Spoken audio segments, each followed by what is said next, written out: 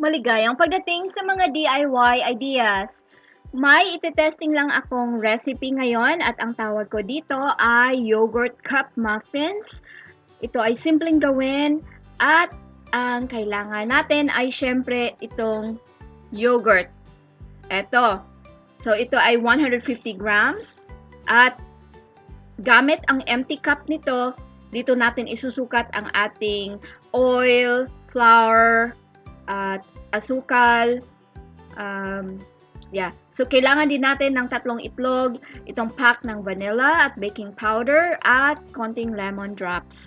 So, uumpisahan na natin. Okay? Gagamit din tayo nitong mixing bowl. So, ilagay natin yung yogurt natin dito.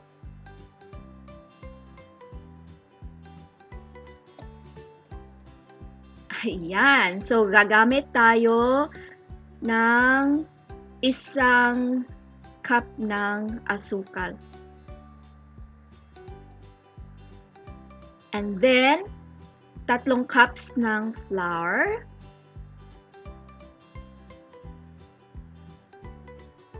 So, 1.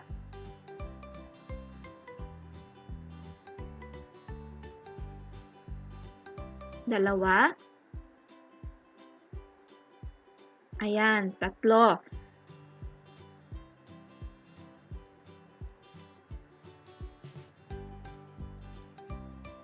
Then, next, yung oil.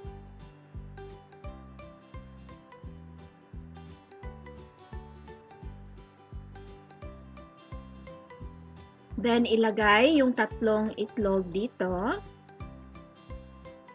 At yung vanilla. At ang baking powder.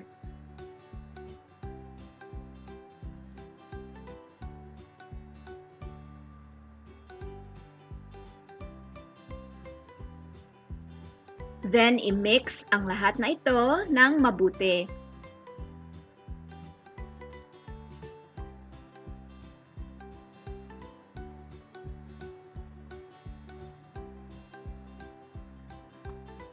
Ayan, smooth na yung mixture natin. So, maglagay tayo ng konting lemon drops. Konti lang. At i-mix uli ito. Ayan, ready na ito. So, meron na rin akong nakaprepare na lalagyan ng mga muffins. So, eto na. And for 20 to 25 minutes for 180 degrees, ilalagay natin ang mga ito sa oven. So, yeah. Eto na ang ating baked muffins. Nag-cool down na ito. So, eto, hinahawakan ko na. At titignan natin. Okay. So, ayan. Ang ganda ng paggagawa ko ng muffins. So, eto, titikman natin.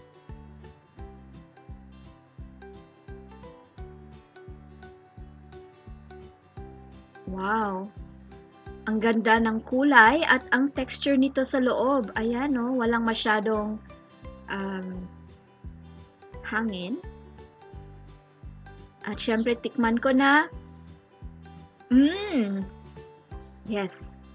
Sabi ko na nga ba, masarap ito. So, kung gusto ninyo itong lagyan ng frosting, ay bahala na kayong pumili kung anong ilalagay ninyo. Pwedeng vanilla or chocolate. For sure, masarap ito. At nakita ninyo kung gaano kasimple itong gawin. Ang gamit kong pangsukat ng ating ingredients ay yung cup ng yogurt lang. So, walang maraming huhugasan pagkatapos mag-bake. Kung gusto ninyo ang video na ito, ay bigyan kami ng thumbs up. At yeah, bumisita sa aming channel at mag-subscribe at manood sa iba pa naming mga videos. So, magkita-kita ulit tayo sa susunod kong mga videos. At yeah, aantayin ko ang mga comments ninyo rin. So, hanggang sa muli! Paalam!